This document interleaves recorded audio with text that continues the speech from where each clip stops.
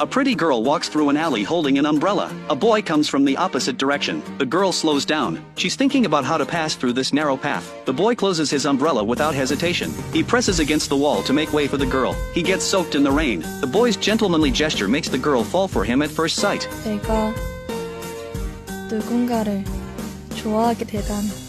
At school, the girl is surprised to discover that boy is her classmate. She's secretly delighted to see Woo Jin more often. She learns Woo Jin is on the swim team. She signs up for swimming lessons. She almost drowns. Woo Jin appears just in time to save her. He carries Suya on his back and swims to shore. Suya blushes. She says thank you and runs away. At that very moment, Woo Jin also falls in love with Suya. From then on, Woo Jin's eyes always follow Suya. He starts secretly observing what she likes. He discovers she enjoys reading articles by a certain film critic. He immediately goes to the library to research. After reading everything, he confidently approaches Suya for a chat. 야 임서, 너 남는 볼펜 있냐? 없어. But Suya's cold response makes him misunderstand. He thinks Suya doesn't want to talk to him. He loses the courage to approach her again, but fate brings them together once more. In dance class, Woo Jin is left-handed. He can't get the moves right. The teacher pairs him with Suya, who's also left-handed. Happiness comes too suddenly. It's Woo Jin's first time holding a girl's hand. His heart races. He feels her soft hands. He looks at her lips. Woo Jin nervously swallows. He wants to kiss her. The next second, he quickly squats down to wipe something. Then, seeing Suya's unstoppable nosebleed, Woo Jin panics. He wipes her nosebleed with his hand in front of everyone. The classmates start teasing them. Suya leaves in embarrassment. After that, throughout 3 years of high school, Woo Jin never speaks to Suya again. On graduation day, Suya approaches Woo Jin with a yearbook for him to sign. 너도 쓰려면 쓰던가.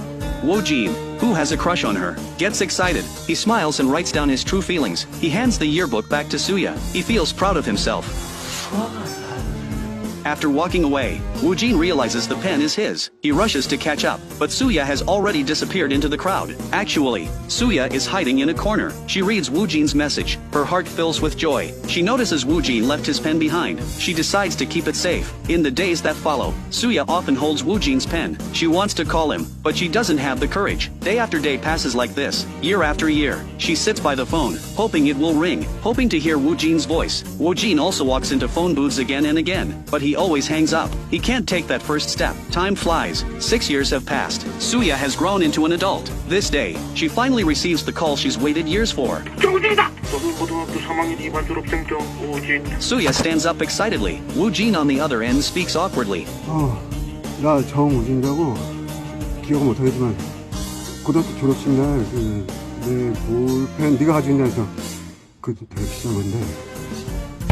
But Suya agrees to meet the next day to return his pen. Woo Jin is as happy as a child. The two who secretly loved each other meet for the first time in 9 years. They thought this would be the happy ending to their secret crush story, but it turns out to be just the beginning of a painful love story.